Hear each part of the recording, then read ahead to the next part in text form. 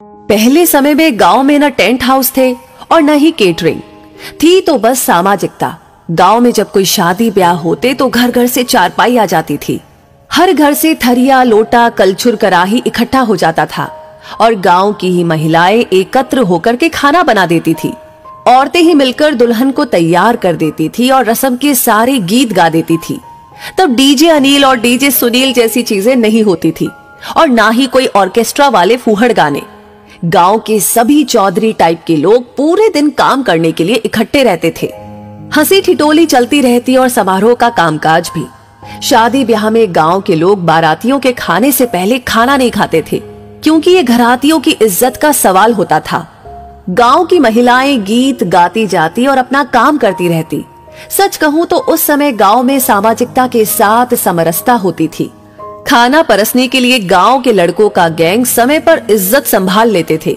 कोई बड़े घर की शादी होती तो टेप बजा देते, जिसमें एक कॉमन गाना बजता था, मैं सेहरा बांध के आऊंगा मेरा वादा है।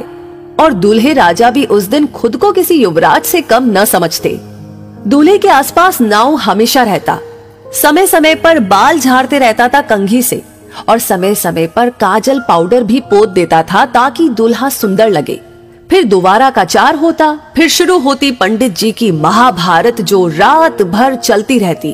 फिर कोहबर होता और ये वो रस्म है जिसमें दूल्हा दुल्हन को अकेले में 2 मिनट बतियाने के लिए दिया जाता। लेकिन इतने कम समय में कोई क्या खाक बात कर पाता।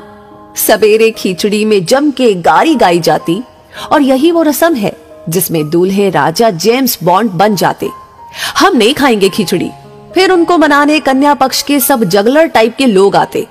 अक्सर दूल्हे की सेटिंग अपने चाचा या दादा से पहले ही सेट रहती थी और उसी अनुसार आधा घंटा की पौन घंटा रिसियाने का क्रम चलता और उसी से दूल्हे के छोटे भाई सहबाला की भी भौकाल टाइट रहती। लगे हाथ वो भी कुछ न कुछ और लहा लेता। फिर एक जयघोष के साथ खिचड़ी के गोले से एक चावल का कण दूल्हे के होठों तक पहुंच जाता और एक विजयी मुस्कान के साथ वर और वधू पक्ष इसका आनंद लेते। उसके बाद अचर धरुवा, जिसमें दूल्हे का साक्षात्कार वधू पक्ष की महिलाओं से करवाया जाता और उस दौरान उसे विभिन्न उपहार प्राप्त होते, जो नगद और श्रृंगार की वस्तुओं के रूप में होते। इस प्रक्रिया में कुछ अनुभवी महिलाओं द्वारा काजल और पाउडर लगे दूल्हे का कौशल परीक्षण भी किया जाता और उसकी समीक्षा परिचर्चा विवाह बाद आहूत होती थी और लड़कियां दूल्हा की जूता चुराती और 101 रुपए में मान जाती। फिर गिने चुने बुजुर्गों द्वारा माड़ो यानी विवाह के कर्म कांड हेतु निर्मित अस्थायी छप्पर हिलाने की प्रक्रिया होती। वहां हम लोगों के बचपने का सबसे महत्वपूर्ण आनंद उसमें लगे लकड़ी के शुग्गों यानी कि तोता को उखाड़कर प्राप्त होता था और विदाई के समय नकद नारायण कड़ी कड़ी 10 रुपए की नोट, जो कहीं 20 रुपए तक होती थी। वो स्वर्गिक अनुभूति होती कि कह नहीं सकते। हालांकि विवाह में प्राप्त नगद नारायण माताजी द्वारा 8 आने से बदल दिया जाता था।